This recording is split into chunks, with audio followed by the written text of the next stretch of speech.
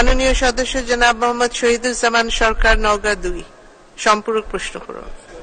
মাননীয় speaker sir, আপনাকে ধন্যবাদ। মাননীয় স্পিকার স্যার, আপনার মাধ্যমে মাননীয় প্রধানমন্ত্রীকে ধন্যবাদ এবং কৃতজ্ঞতা জানাই। বৈশ্বিক প্রতিকূল অবস্থা বিরাজ করবার পরেও আমাদের দেশে দ্রব্যমূল্য নিয়ন্ত্রণ এবং মূল্যস্ফীতি নিয়ন্ত্রণের জন্য যেসব বাস্তব কর্মসূচি গ্রহণ করেছেন তার সুফল এদেশের জনগণ ইতিমধ্যে পাওয়া শুরু করেছে। আবারও মাননীয় প্রধানমন্ত্রীকে সেই কারণে ধন্যবাদ এবং কৃতজ্ঞতা জানাই। মাননীয় প্রধানমন্ত্রী তার প্রশ্নের জবাবে বলেছেন যে নীতি সুদহার 4% থেকে 8%-এ উন্নীত করা হয়েছে। নীতি সুদহার এই 4 থেকে 8 করবার কারণে বিনিয়োগে একটি খারাপ প্রভাব পড়বার আশঙ্কা থেকে যায়।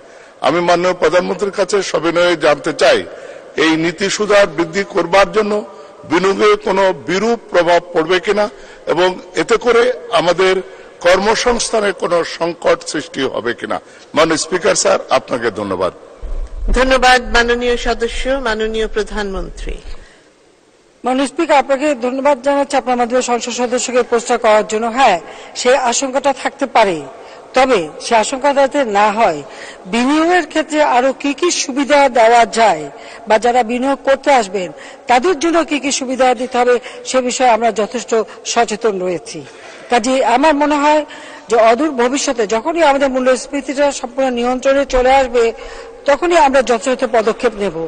এখন আমাদের সবথেকে প্রয়োজন হচ্ছে মূল্যস্ফীতি হ্রাস করা এবং আন্তর্জাতিক পর্যায়ে বিভিন্ন দেশ যারা মূল্যস্ফীতি হ্রাস করেছে তারা যে পদ্ধতিগুলি গ্রহণ করেছে আমরা কিন্তু সেই পদ্ধতিতেই চলছি। তবে বিনিয়োগের ক্ষেত্রে ইতিমধ্যে আমরা যথেষ্ট বিনিয়োগের সাড়া পাচ্ছি।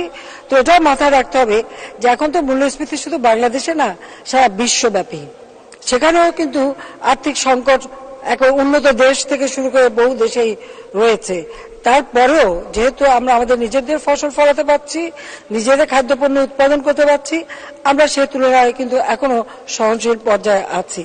কাজে ভবিষ্যতে বিনিয়োগের ক্ষেত্রে যাতে কোনো সমস্যা না দেখা দেয়, বিনিয়োগের ক্ষেত্রে কি কি ছাড় দেওয়া যায় সে ব্যবস্থাটা কিন্তু আমরা নিচ্ছি এবং আমরা নেব এবং অধিকতর বিনিয়োগ যাতে আসে তার জন্য ইতিমধ্যেই আমরা আরো পদক্ষেপ নিয়েছি, সেটা আপনারা খুব দ্রুতই জানতে পারবেন। ধন্যবাদ মাননীয় স্পিকার।